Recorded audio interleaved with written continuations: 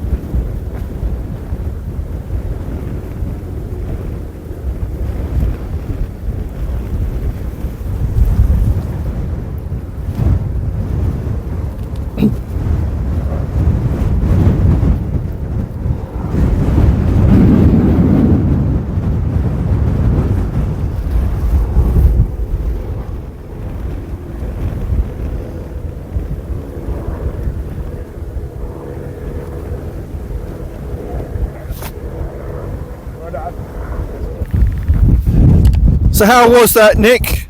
Excellent, fantastic. I had a couple of clicks of trim for a bit of reflex, so we ended up with that look on the reflex. It's probably a 2-3 mil.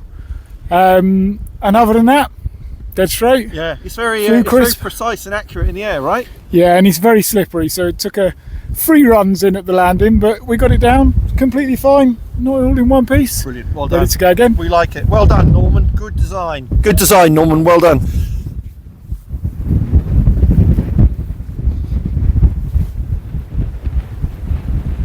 Perfect. Yes, you should have a go. You'll love it.